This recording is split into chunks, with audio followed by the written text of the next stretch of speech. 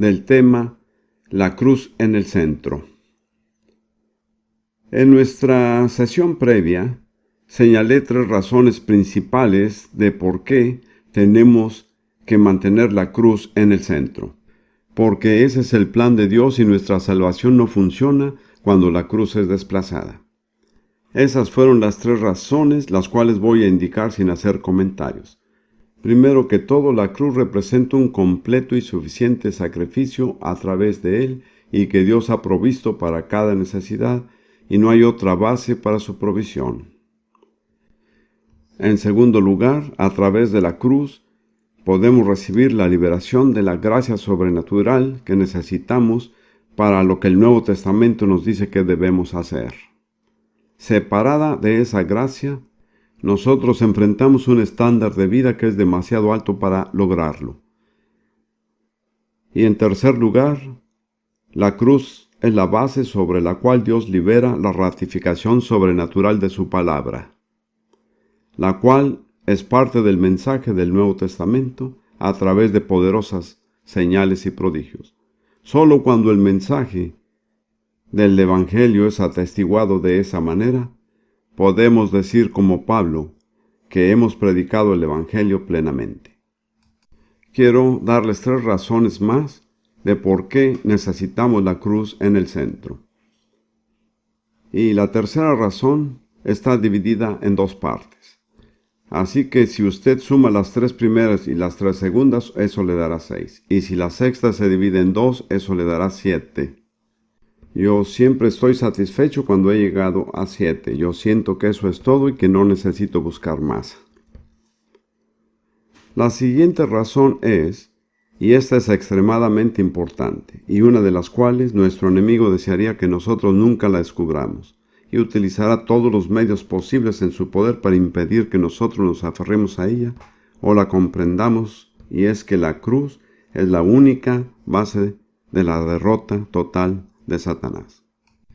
Fue a través de la cruz que Cristo administró a Satanás una total, permanente e irrevocable derrota. Satanás no puede cambiar eso. Él se dio cuenta de esto muy tarde, porque cuando él procuró la muerte de Jesús en la cruz, él procuró su propia derrota. Pero incluso desde ese momento, él ha hecho todo para ocultar este hecho y mantenerlo lejos de la vista de la iglesia. Y si usted va contra Satán, en su propia vida o en cualquier situación o en cualquier otra base que no sea el hecho de que Jesús lo derrotó a través de la cruz, usted será derrotado, porque Satanás es mucho más poderoso y mucho más astuto de lo que nosotros somos en nuestra propia sabiduría y fuerza. En el ministerio de liberación de los malos espíritus, el cual el Señor me ha guiado por casi 30 años, yo pronto descubrí que los demonios no están impresionados con nuestra teología ni con nuestra denominación. Usted puede decirles a ellos, yo soy pentecostal o bautista o presbiteriano, eso a ellos no les interesa. Pero cuando usted trata con ellos en la base de lo que Jesús logró en la cruz, entonces es realmente cierto que los demonios creen y tiemblan. Yo he visto demonios temblando muchas veces, cuando ellos son confrontados con la realidad de la derrota que Satanás sufrió a través de la cruz. Yo quiero ir a una escritura en Colosenses 2, versículos 13 a 15. Yo tengo que decirles que esta es una afirmación un tanto complicada, y no tendré el tiempo para elaborar esto ampliamente, pero espero que el Espíritu Santo se lo aclare. Colosenses 2, versículos 13-15. Y a vosotros, estando muertos en pecados y en la incircuncisión de vuestra carne, Él, quien es Dios el Padre, os dio vida juntamente con Él, Cristo Jesús el Hijo, perdonándoos todos los pecados, anulando el acta de los decretos que había contra nosotros, que nos era contraria, quitándola del medio y clavándola en la cruz, y despojando a los principados y a las potestades, los exhibió públicamente triunfando sobre ellos en la cruz. Ahora, me gustaría, si usted tiene su dedo en la Biblia, manténgalo en este pasaje porque lo vamos a volver a ver. Y vayamos por un momento a Lucas 11, versículo 21 y 22, en el cual está una parábola, la cual creo que expone la verdad en la que está doctrinalmente declarada en Colosenses 2. Jesús dice: cuando el hombre fuerte armado guarda su palacio, en paz está lo que posee. Pero cuando viene otro más fuerte que él y le vence, le quita todas sus armas en que confiaba y reparte el botín. La imagen que hay aquí es la de un hombre tirano, un opresor, quien tiene un castillo muy fuerte, en el cual él es señor de todo. Y en ese castillo él ha amasado una gran cantidad de despojos y botines mal habidos, de personas a las cuales él ha oprimido. También tiene bajo su control una multitud de esclavos a los cuales él forzó a hacer su voluntad. Él está sentado allí, completamente armado y pensando que es invencible. Pero otro hombre, el cual es más fuerte que él, viene contra él y lo derrota. Y observe esto ahora: le quita todas las armas y luego libera a sus cautivos y saquea sus bienes. Ahora, ¿quién es el primer hombre fuerte? Satanás, eso es correcto. Y el segundo hombre fuerte es Jesús. Así que esta es una pequeña parábola de lo que Jesús hizo. Satanás tuvo todas las cosas bajo su control. Él tuvo esclavizada a la humanidad, robó de nosotros todas las riquezas y las bendiciones que Dios nuestro Padre nos destinó a tener, y él estaba sentado allí, invencible. Luego, alabado sea Dios, llegó Jesús. Y sin ningún arma militar, solo a través de la cruz, Jesús administró una total, permanente e irrevocable derrota contra Satanás. Habiéndolo derrotado a él, escuchen, él tomó de él todas sus armas. Y luego dijo a los cautivos: ahora ustedes pueden ser libres. Y les dijo: y mientras ustedes están yendo, tomen algunos de los despojos. Esa es la imagen propia de Jesús, de lo que él logró por su muerte en la cruz. Ahora, regresemos de nuevo a Colosenses, capítulo 2, versículos 13 al 15. Y usted encontrará cómo él lo hizo. Me parece que yo disfruto eso debido a mi trasfondo en la filosofía, porque hay algunos beneficios en haber sido un filósofo y yo he aprendido a razonar. No creo que pueda entrar en muchos detalles en los que a mi mente le gustaría ir. Pero Jesús lo arruinó. Si usted mira el verso 15, él despojó a los principados y potestades. ¿Quiénes eran esos principados y potestades? Satanás, es correcto. De los mismos principados y potestades habla en Efesios 6:12, donde dice: porque nuestra lucha no es contra sangre y carne, sino contra principados, contra potestades, contra los poderes de este mundo de tinieblas, contra las huestes espirituales de maldad en las regiones celestiales. Así que Jesús a ellos los derrotó y los despojó de sus armas. Y él hizo una demostración pública de ellos. Y lo que nosotros necesitamos entender es sobre qué base él hizo eso. Porque hasta que nosotros no entendamos la base, nosotros podremos creer en teoría, pero no podremos aplicarla en la práctica. ¿Cuál es la gran arma de Satanás contra la humanidad? Usted podrá darme algunas respuestas, pero yo solo voy a aceptar una. No he escuchado bien. La culpa, eso es correcto. Mire, la culpa. Yo voy a darle a usted una pequeña imagen, la cual es solo un producto de la imaginación, sobre algo que pudiera haber ocurrido mucho tiempo atrás, quién sabe cuántos años hace. Nosotros sabemos que Satanás, por lo menos en el tiempo de Job, tenía acceso a la presencia de Dios, porque cuando los ángeles vinieron a presentarse ellos mismos y dar una explicación de lo que ellos han estado haciendo, Satanás se unía a la multitud.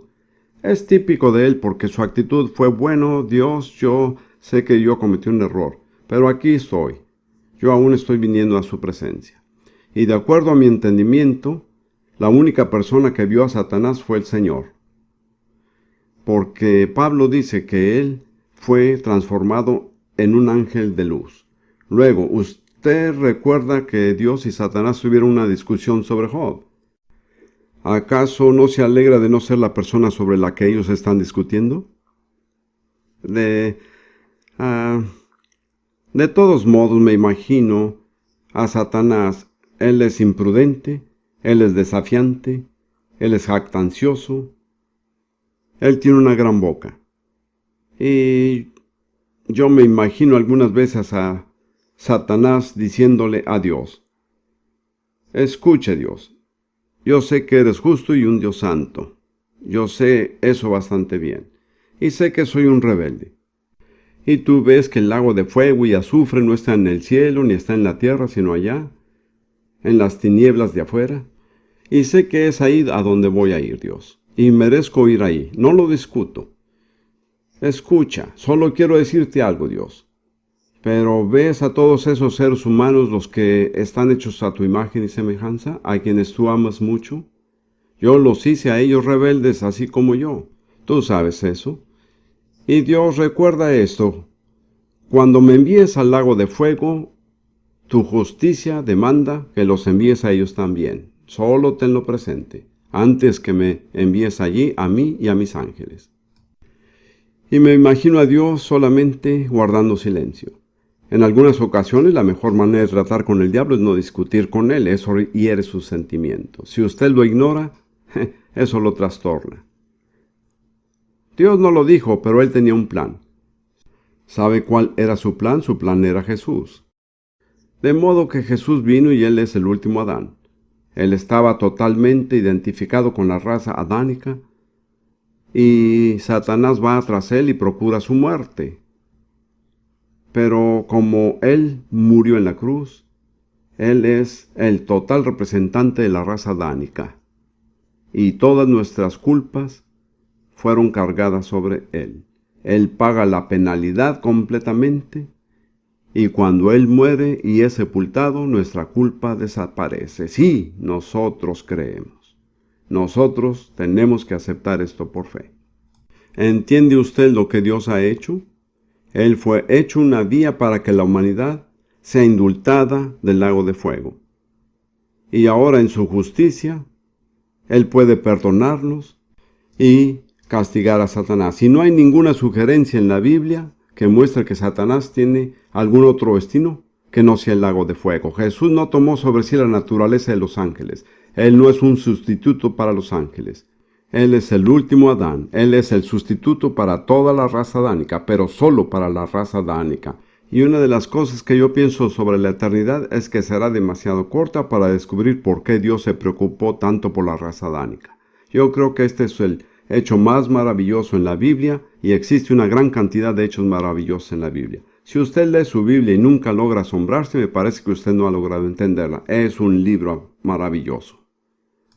Así que en base a lo que Jesús hizo, se entiende por qué Dios ahora puede justamente castigar a Satanás en el momento en que eso le corresponde y justamente puede absolver a aquellos que aceptaron el sacrificio de Jesús. Nosotros no estamos absueltos, a menos que nos beneficiemos del sacrificio. Dios hizo dos cosas a través de la muerte de Jesús para liberarnos de la culpa.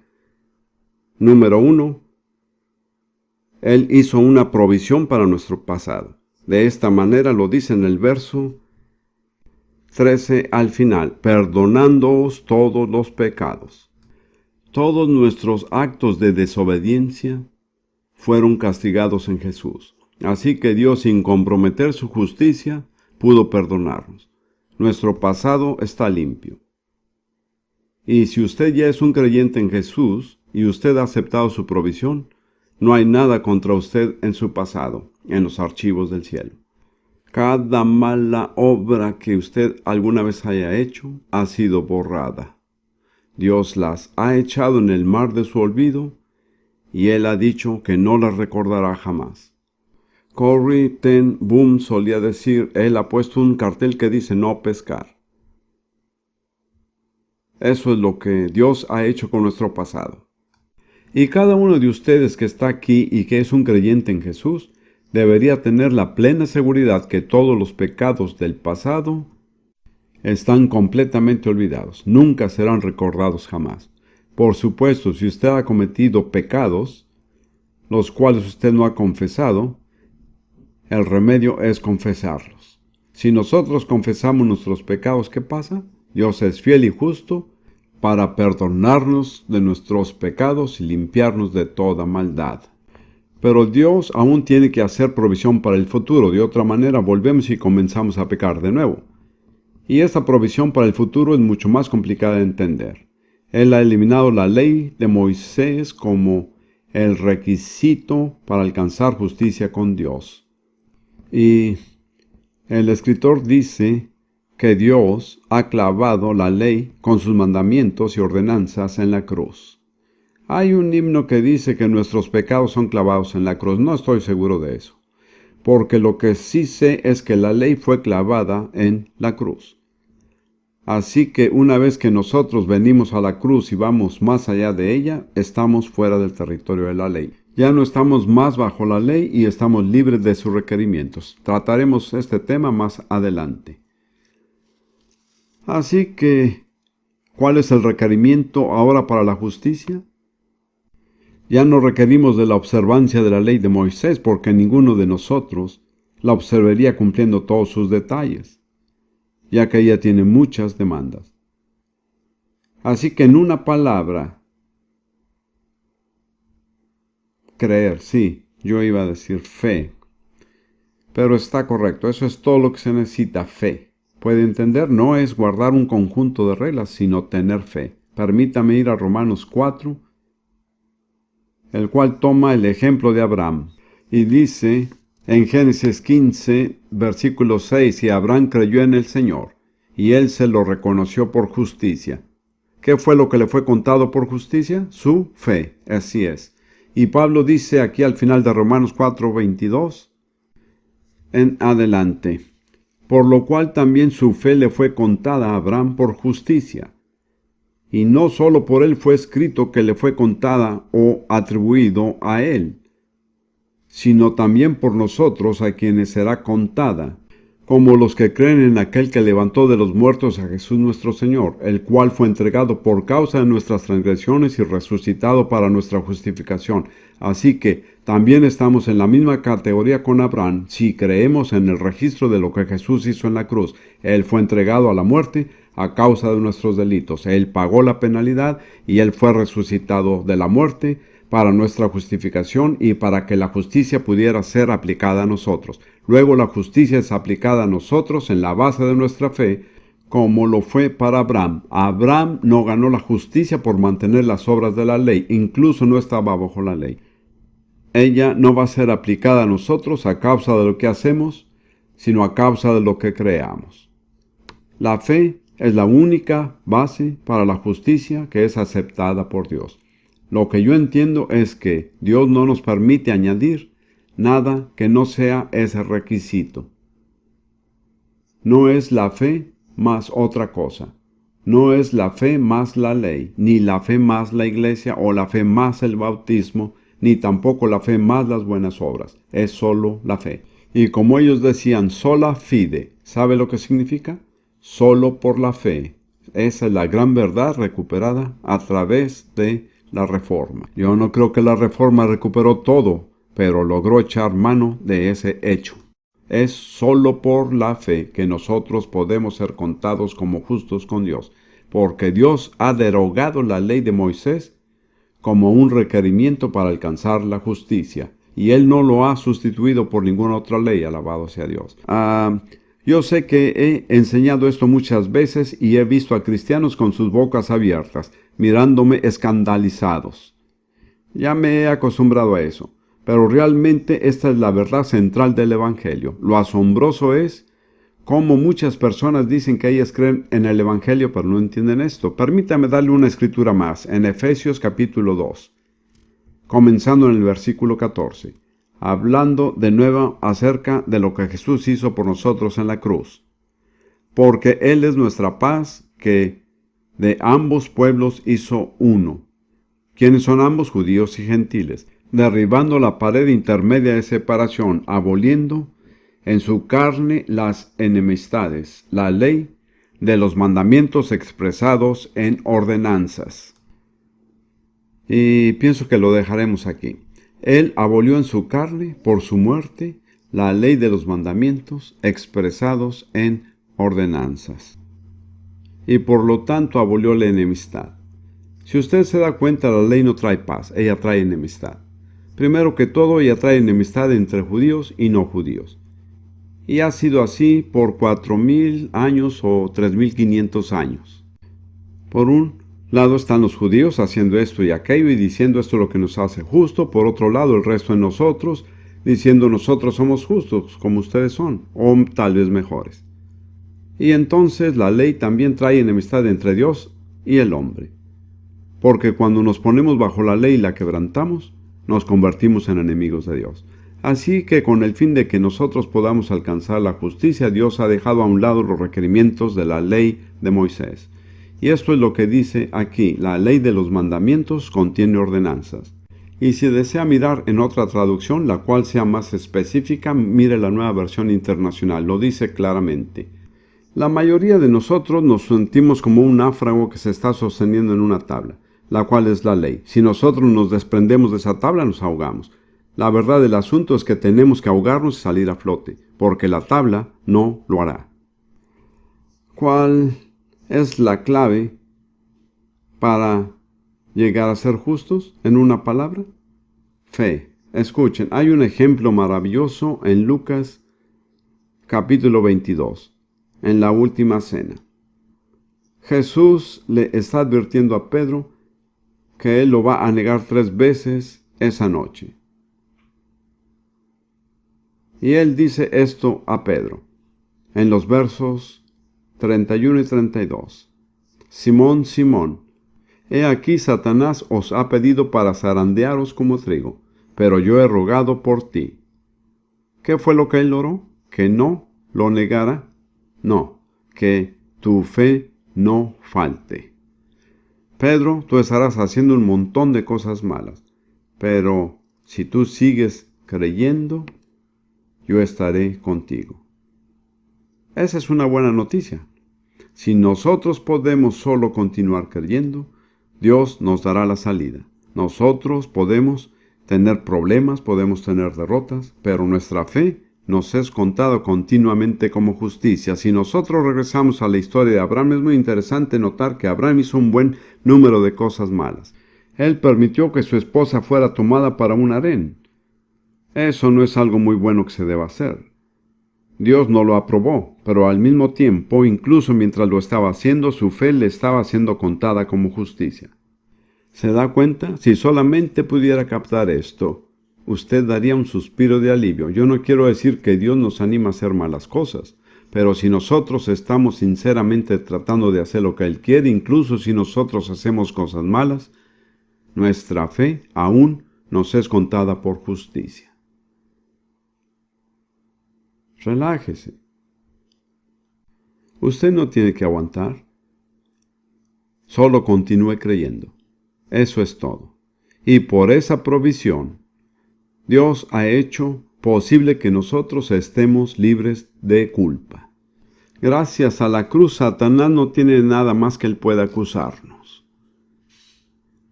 Miremos Romanos 5:1. Realmente no necesitamos verlos. Sabemos que dice: justificados pues por la fe, tenemos paz para con Dios. E incluso después en Romanos 8:1, el cual dice: ahora pues ninguna condenación hay. ¿Cuánta condenación? No hay condenación. ¿Y esto es para los que permanecen en la ley? No, para los que están en Cristo Jesús. Como yo entiendo Romanos, y yo he enseñado sobre esto en una serie de videos recientemente, hay una peregrinación desde el capítulo 1 hasta el capítulo 8. Yo lo llamo la peregrinación romana. Y siendo el capítulo 8 el destino al que todos debemos aspirar, donde el Espíritu controla nuestra vida, este es el clímax eterno, donde hay una unión inseparable con Jesucristo. En el capítulo 8 está la victoria, pero solo hay una puerta de entrada, y es el versículo 1. Ahora pues ninguna condenación. Y si usted está bajo condenación, usted no puede vivir en Romanos 8. Y la mayoría de cristianos son objeto de condenación una y otra vez, y ellos pierden esto. Ellos no se quedan en el capítulo porque ellos no han aprendido las bases de ser libres de la condenación. Veamos por un momento Apocalipsis 12. Aquí logramos ver una imagen buena de nuestro enemigo. Algunas personas dicen que esto ya ha ocurrido. Personalmente creo que eso aún ocurrirá en el futuro, pero no voy a discutir sobre eso en este momento. Aquí se describe a Satanás y a sus ángeles siendo echados del cielo. Y luego en el versículo 10 dice: Entonces oí una gran voz en el cielo que decía: Ahora ha venido la salvación, el poder y el reino de nuestro Dios, y la autoridad de su Cristo, porque ha sido lanzado fuera el acusador de nuestros hermanos, el que los acusaba delante de nuestro Dios día y noche. Esto es en el futuro. Y nos dice dónde está Satanás y qué es lo que está haciendo ahora. ¿Qué es lo que está haciendo? Nos está acusando. ¿Se da cuenta de eso? Por eso tiene usted esos oscuros, profundos y cambiantes sentimientos. Hay una atmósfera de culpa que está siendo creada alrededor suyo y tiene que aprender a lidiar con eso. ¿Por qué nos acusa? ¿Cuál es su propósito? ¿Qué es lo que quiere demostrar? Que somos culpables, así es. Usted dirá, ¿por qué Dios no lo detiene? Como yo lo entiendo, la respuesta de Dios es: porque yo te he dado el poder para que tú puedas hacerlo, y no lo haré yo, sino tú. Y en el verso siguiente nos dice cómo hacerlo. Hermanos y hermanas, yo no cobraré nada por esto, pero si usted fuera a pagarme, no hay dinero que usted pueda pagarme y que pueda valer lo que le voy a decir. Porque esta es la respuesta a la culpa. ¿Cuál es? Ellos lo han vencido. ¿A quién? ¿A quién han vencido? Puede notar que hay un conflicto directo entre el pueblo de Dios y Satanás. Ellos lo vencieron a él. A algunas personas les gusta decirnos que Satanás no crea ningún problema a los cristianos. Eso no es cierto y no es bíblico. ¿Cómo lo han ellos vencido? Por medio de la sangre del Cordero y de la palabra del testimonio de ellos.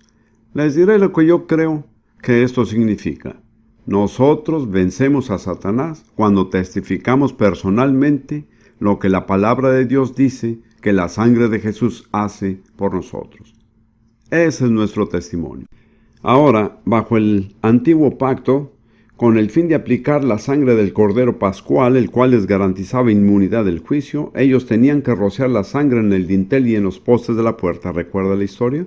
Y ellos solo podían usar una cosa para rociar la sangre: un pequeño manojo de una hierba llamada hisopo. Ellos mojaban la hierba en la vasija, salpicaban la sangre y eran salvos. Ahora, para nosotros la sangre de Jesús ya ha sido derramada. Cristo, nuestra Pascua, ha sido sacrificado. La sangre está disponible. ¿Cómo la aplicamos cuando la necesitamos? ¿Cuál es nuestro hisopo? La respuesta está allí en el versículo. Nuestro testimonio, eso es cierto. Por nuestro testimonio aplicamos la sangre donde nosotros vivimos, ¿lo ve? Así que hemos vencido a Satanás cuando testificamos personalmente lo que la palabra de Dios dice, lo que la sangre de Jesús hace por nosotros. Si el tiempo fuera ilimitado, yo los llevaré a través de una serie de confesiones. Pero la Biblia dice que hemos sido redimidos por la sangre de Jesús de las garras de Satanás. La Biblia dice que la sangre nos limpia de todo pecado. La Biblia dice que somos santificados por la sangre, que somos redimidos por la sangre. Aquí vemos 4 cosas. Practiquémoslas diciéndolas. Yo les digo a ustedes que estoy pensando en decirle a mi esposa que venga aquí al frente. Realmente estoy tratando de hacerlo en este momento, porque el tiempo se acaba y no tengo mucho más. Tenemos una confesión, un testimonio que usamos con regularidad. Y lo vamos a decir. Y es realmente la aplicación de Apocalipsis 12:11. Mi cuerpo es un templo del Espíritu Santo, redimido, limpiado y santificado por la sangre de Jesús. Mis miembros, las partes de mi cuerpo, son instrumento de justicia, cedidas a Dios para su servicio y para su gloria. El diablo no tiene lugar en mí, no tiene poder sobre mí, no hay demandas pendientes en mi contra, todas ellas han sido resueltas por la sangre de Jesús. Yo he vencido a Satanás por la sangre del Cordero y por la palabra de mi testimonio, y yo no amo mi vida hasta la muerte. Mi cuerpo es para el Señor, y el Señor es para mi cuerpo. Me gustaría seguir adelante. Esto es solo una pequeña demostración de cómo aplicar la victoria que Jesús ganó en la cruz sobre Satanás. Bueno, nosotros tenemos que seguir. Y la siguiente razón de por qué necesitamos a la cruz en el centro es porque ella es la puerta al secreto de Dios. Es la sabiduría escondida. Bien, regresemos a 1 Corintios 2. Pablo ha dicho que no nos ocupemos en la sabiduría de este mundo, pero en el verso 6 él comienza hablando sobre una clase diferente de sabiduría. Y la Biblia Reina Valera usa la frase en misterio la sabiduría oculta de Dios. Debido a mi formación en filosofía, eso es exactamente lo que yo estoy buscando. Un secreto, la sabiduría escondida. No la encontré en el cristianismo que yo conocía, no la encontré en la filosofía, la busqué en el yoga, la busqué en todo tipo de lugares improbables y no la encontré. Y luego yo descubrí que hay una puerta. Y esa puerta tiene la forma de la cruz. Si usted va a través de la cruz, en el otro lado está el secreto, la sabiduría escondida de Dios. Si usted tiene esa personalidad como yo, esa declaración le tiene que emocionar. Para mí es emocionante tener acceso al secreto de Dios, a la sabiduría escondida. Leamos 1 Corintios 2, 6 en adelante. Sin embargo, hablamos sabiduría entre los que han alcanzado madurez, pero una sabiduría no de este siglo ni de los gobernantes de este siglo que van desapareciendo, sino que hablamos sabiduría de Dios en misterio, la sabiduría oculta que desde antes de los siglos Dios predestinó para nuestra gloria. Si esto no lo emociona a usted, es que usted nunca lo entendió. Dios ha preparado un misterio, la sabiduría oculta, y la razón de esta sabiduría es para llevarnos a su gloria. ¿No es emocionante? Dios tenía desde la eternidad un plan para que llegáramos a su gloria. El plan está contenido en su secreto, la sabiduría oculta. La puerta de entrada es la cruz. Si usted va a través de la cruz, usted estará en el secreto, en la sabiduría oculta de Dios. Pablo continúa diciendo, la sabiduría que ninguno de los gobernantes de este siglo ha entendido, porque si la hubieran entendido no hubieran crucificado al Señor de gloria, sino como está escrito, cosas que ojo no vio ni oído yo ni han entrado al corazón del hombre son las cosas que Dios ha preparado para los que le aman. No descubrimos esto con los sentidos ni con la razón, no descubrimos esto con la imaginación. ¿Cómo lo descubrimos? Pablo nos lo dice, pero Dios nos la reveló por medio del Espíritu, porque el Espíritu todo lo escudriña, aún las profundidades de Dios. Así que cuando llegamos a través de la puerta de la cruz, el Espíritu Santo comienza a revelarnos lo que no podemos descubrir por medio de los racionamientos, ni por imaginación, ni por especulación, solo por la revelación. Y usted recuerda lo que yo dije antes, la única cosa que el Espíritu Santo honra es la cruz. Usted puede venir sobre otra base y Él no estará interesado. Pero cuando usted hace de la cruz el centro, Él dice, esa es una persona en la que yo estoy interesado. ¿Sabe? Una de las cosas que me gusta hacer es atraer al Espíritu Santo. Yo descubrí que cuando el Espíritu Santo está aquí, todo marcha bien. Yo he descubierto que para atraer al Espíritu Santo necesitamos exaltar y predicar a Cristo crucificado. Y cuando nosotros hacemos eso, el Espíritu Santo dice, me gustan esas personas, me siento en casa con ellos. Y compartiré este conocimiento con ellos porque lo que me hace feliz es cuando Jesús crucificado es exaltado. Leamos Filipenses 3. Versículos 7 a 11. Aquí está el propio testimonio de Pablo. Pero todo lo que para mí era ganancia, lo he estimado como pérdida por amor de Cristo. Aquí está hablando él de su trasfondo y religión judía. Sigamos leyendo.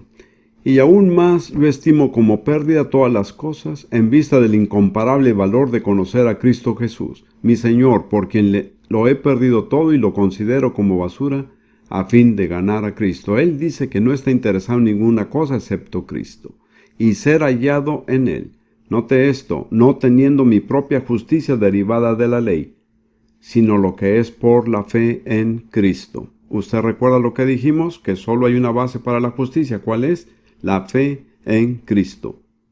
La justicia que procede de Dios sobre la base de la fe y conocerle a Él, el poder de su resurrección y la participación en sus padecimientos, llegando a ser como Él en su muerte, a fin de llegar a la resurrección de entre los muertos. La ambición suprema de Pablo era conocer a Cristo, y él no escribía como alguien que no lo conociera, sino que su pretensión era conocerle mejor. Eso es después de su servicio cristiano fructífero por muchos años. Él dijo, yo quiero conocer el poder de su resurrección, pero con esto va la participación de su sufrimiento. Si no hay cruz, no hay corona.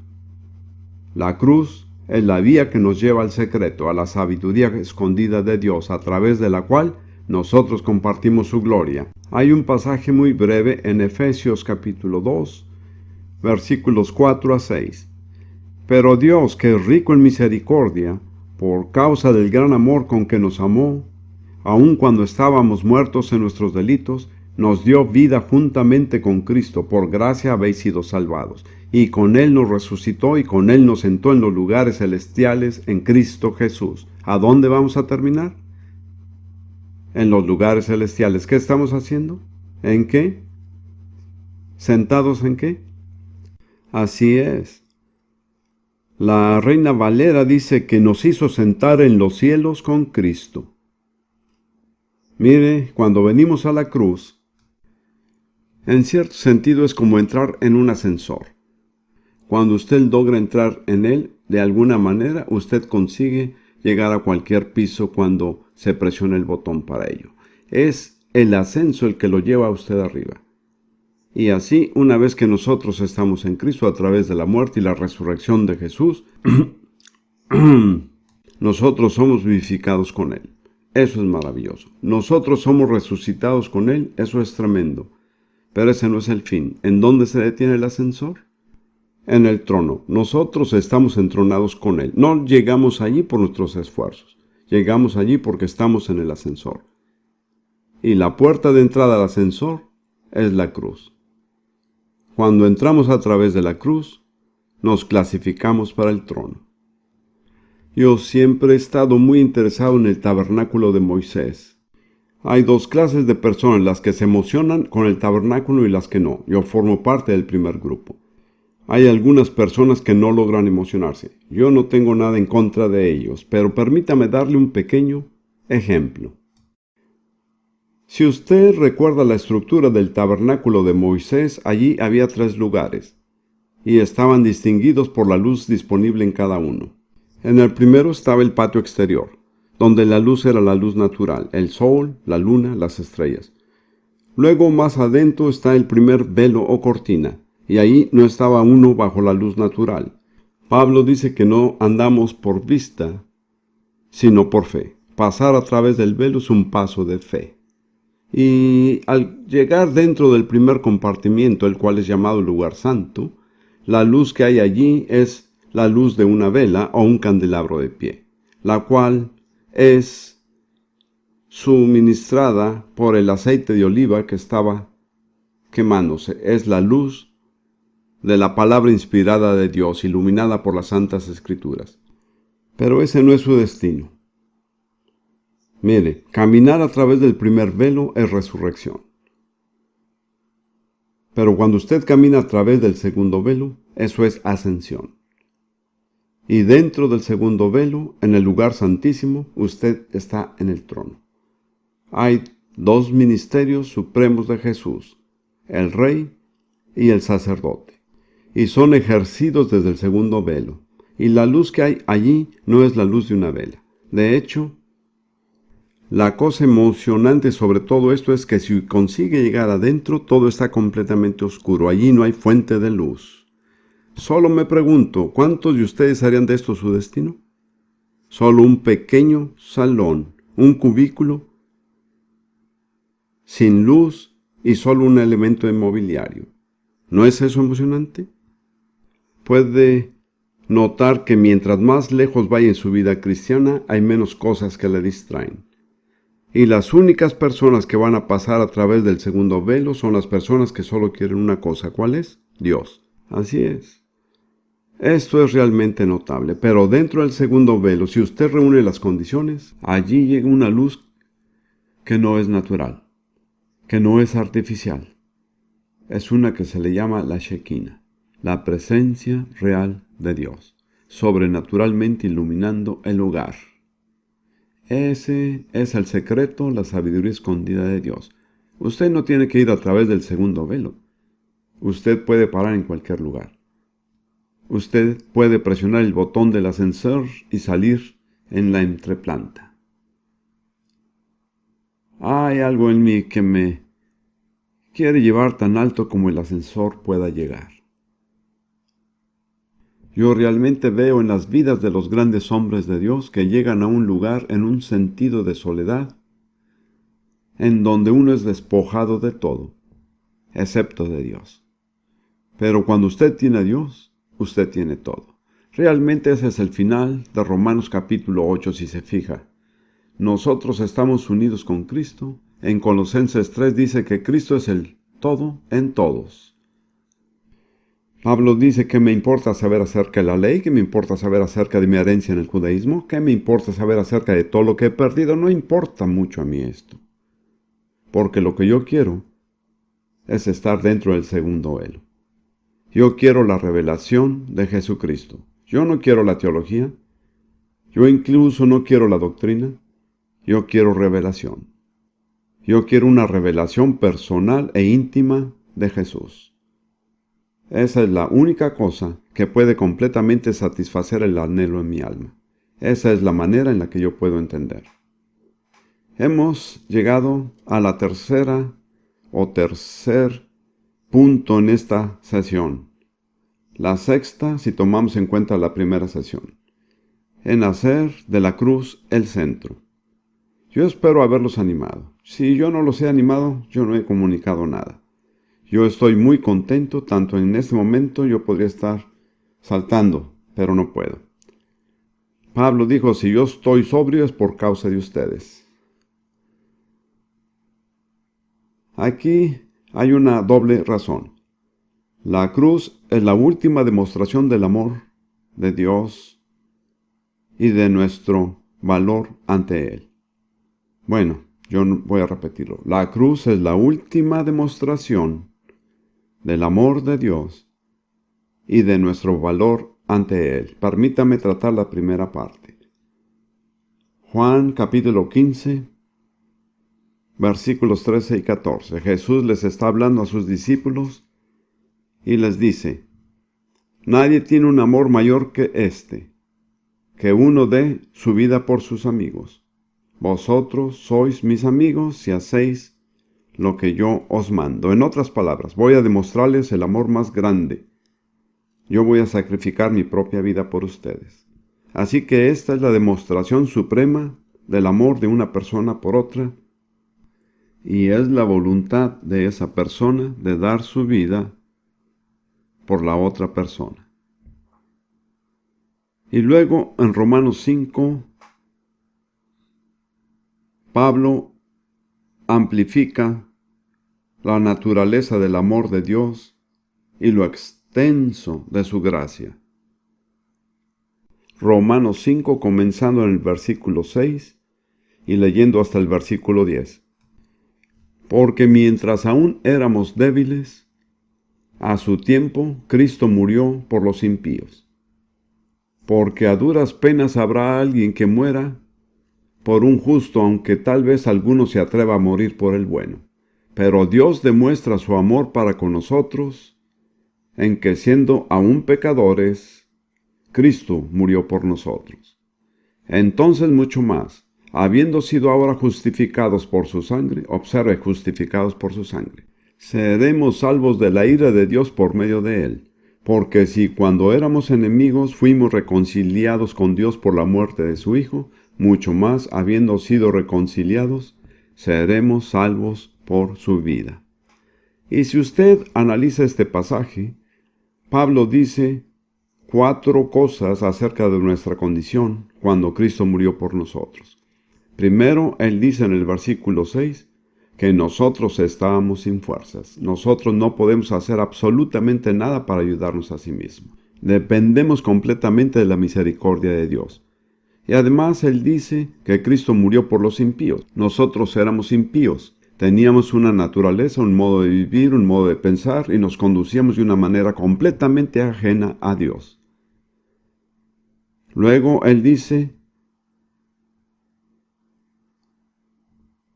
en el versículo 8 que mientras nosotros éramos aún pecadores, Cristo murió por nosotros. Aquí nosotros éramos desobedientes, rebeldes, y de ninguna manera tratábamos de agradar a Dios. Y finalmente, en el versículo 10, él dice que cuando nosotros éramos enemigos, él nos reconcilió con Dios. Así que Pablo usa 4 diferentes frases para describir nuestra condición cuando Cristo murió por nosotros. Él dice que nosotros estábamos en debilidad, totalmente sin fuerzas, totalmente necios e incapaces de hacer algo. Él dijo que nosotros éramos impíos. Yo me pregunto si usted puede darse cuenta de lo que eso significa. No había nada en nosotros que pudiera traer a Dios. Todas las cosas acerca de nosotros eran ajenas a la naturaleza de Dios. En tercer lugar, nosotros éramos pecadores, éramos desobedientes y éramos rebeldes. Y en cuarto lugar, éramos enemigos de Dios. Estábamos realmente en oposición a Dios. Y cuando nosotros estamos en esa condición, Cristo murió por nosotros. Pablo dice que esta es la medida del amor de Dios por nosotros.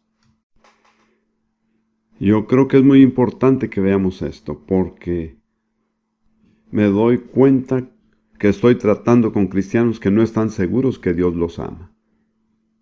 Seguramente no hay ninguno de ellos aquí este día. Ahora, si usted tiene dudas del amor de Dios, esas dudas nunca se resolverán a menos que usted haya comprendido el hecho de la condición en que estaba cuando Cristo murió por usted. Y Dios no le permitirá llegar a tener paz a través de ningún otro camino, porque esta es la única base. ¿Puede ver esto? Usted puede estar confiado en la actitud de algún amigo o la ayuda de algún ministro, o que alguien le asegure que usted es amado. Si yo entiendo la manera en que Dios obra, sé que tarde o temprano Él va a echar fuera todo eso de su vida. Porque Él no quiere que usted base el entendimiento de su amor en ninguna otra cosa excepto en el sacrificio de Jesús en la cruz. Usted podrá descubrir que en tiempos de oscuridad se pregunte qué está pasando, por qué estoy sufriendo, qué es lo que voy a hacer. Dios solamente iluminará una cosa en la oscuridad, y esa es la cruz. Eso es todo lo que usted necesita saber.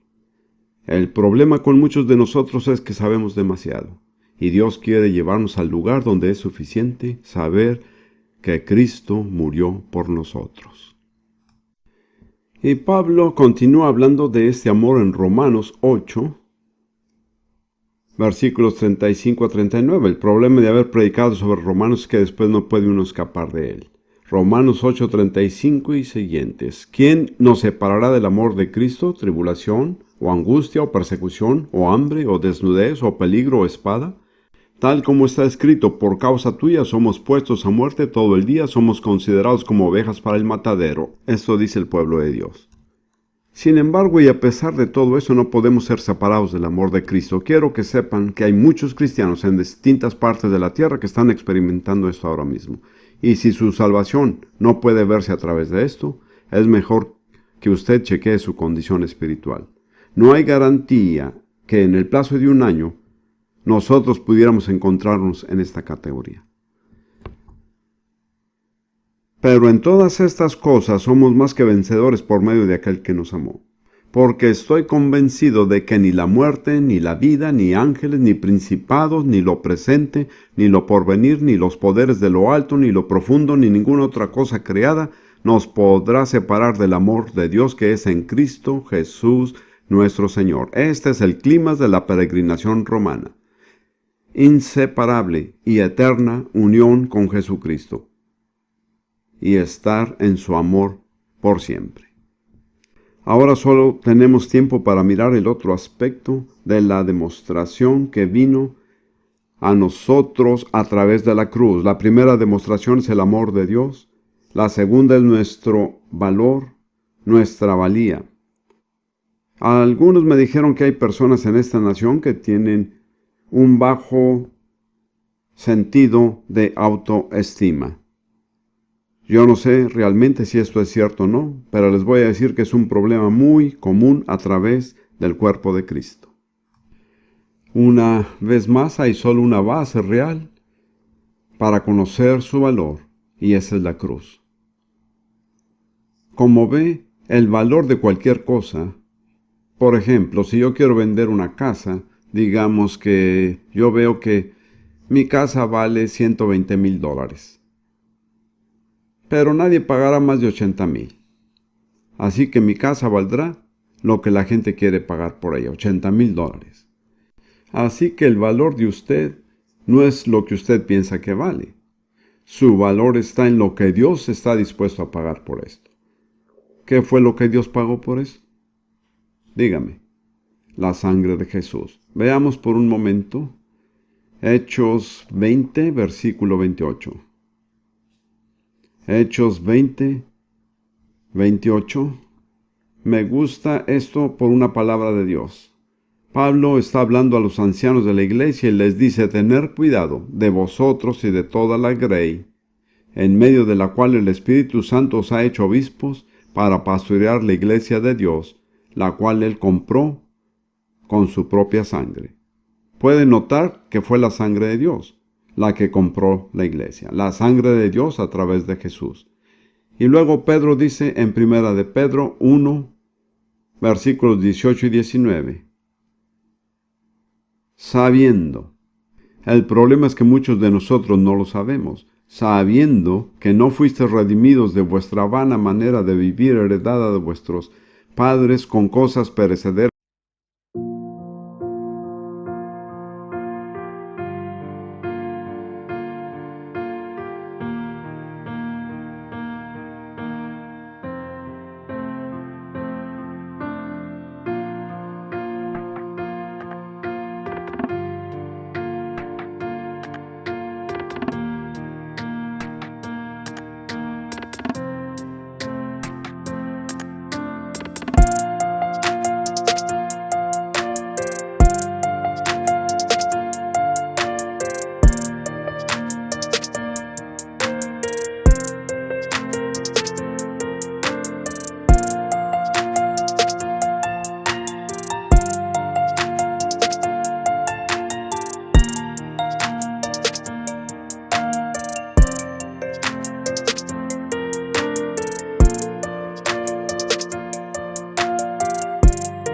como oro o plata, sino con sangre preciosa como de un cordero sin tacha y sin mancha, la sangre de Cristo. Sin tacha significa sin pecado original.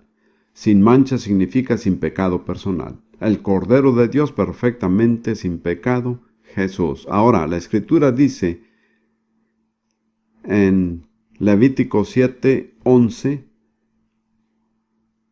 porque la vida o el alma de la carne está en la sangre. Y luego Dios dice: yo os he dado sobre el altar para hacer expiación por vuestras almas. Luego vemos en Isaías 53:12, porque derramó su vida o su alma hasta la muerte. Cuando Jesús derramó su sangre en la cruz, Él dio su vida, su alma, como el precio de redención para toda la humanidad. Y la Escritura dice en el libro de Salmos que Dios ha provisto redención en abundancia. El precio fue más de lo que era necesario. ¿Puede usted ver eso? Una vida perfecta y divina era más valiosa que todas las vidas de toda la humanidad y de todas las épocas. Y esa vida fue pagada en su totalidad para comprarnos de nuevo de las manos del enemigo. Nosotros somos redimidos, la Biblia dice, por la sangre de Jesús. Y el Salmo 107:2 habla sobre esta confesión y dice: díganlo los redimidos del Señor, a quienes ha redimido de la mano del adversario. ¿Ve que realmente usted no tiene su redención hasta que usted no lo diga? Al decirlo hace que sea real para usted. Por la sangre de Jesús yo soy redimido de las manos del diablo. ¿Le gustaría decir eso? Por la sangre de Jesús soy redimido de las manos del diablo. Déjeme darles una imagen final que me gusta. Está en Mateo 13, 45 y 46. Esta es una de las parábolas cortas. Yo sé que hay muchas maneras de interpretar esta parábola, y usted puede tener diferentes formas, pero tengo un poco de paciencia porque es muy real para mí. Si yo puedo comunicarla, le bendecirá. El reino de los cielos también es semejante a un mercader que busca perlas finas, y al encontrar una perla de gran valor, fue y vendió todo lo que tenía y la compró. Ahora, para mí, esa imagen representa, entre otras cosas, a Jesús, el hombre mercante. Y él conocía el valor, él no era un turista. Él conocía las perlas. Él vio una perla tan valiosa que él vendió todo lo que tenía para conseguirla. En mi sencilla manera de pensar, me imagino a este mercader yendo donde está su esposa y ella le dice: ¿por qué estás caminando de la casa a la oficina? Él dice: yo vendí el carro. ¿Vendiste el carro para qué? Y no solo eso, sino que vendí también la casa. ¿Vendiste la casa? Bueno, tendremos que mudarnos a la finca, ¿no? También la vendí. Yo he vendido todo lo que alguna vez he tenido. ¿Tú vendiste todo? ¿Por qué cosa? Porque yo encontré algo muy valioso y que era digno de todas las cosas. ¿Y qué era eso? Él abre la palma de su mano y dice: esta perla vale todo lo que yo pagué. ¿Qué representa esta perla? A usted. Un alma humana. Si nadie más alguna vez habría sido salvo en toda la historia, querido hermano y hermana, él habría muerto solo por usted. Así que yo quiero, para terminar, que se vea como una perla en las manos del Señor. Y quiero que usted escuche al Señor diciendo: yo di todo lo que tuve para comprarte. Esto es lo mucho que tú significas para mí. Nunca más quiero escucharte decir de nuevo que tú no tienes mucho valor, porque a mis ojos tú lo valiste todo. Yo di todo lo que alguna vez había tenido. Tú eres muy hermoso, muy perfecto. Yo conozco el valor que tienen las cosas. Yo lo vendí todo porque simplemente no alcanzaba lo que tú significas para mí. Esa perla en mi mano. ¿Cree usted eso? ¿Puede usted creer eso? Porque eso cambiará la vida de muchos de ustedes si usted realmente puede creerlo. Su valor es lo que Dios pagó por usted.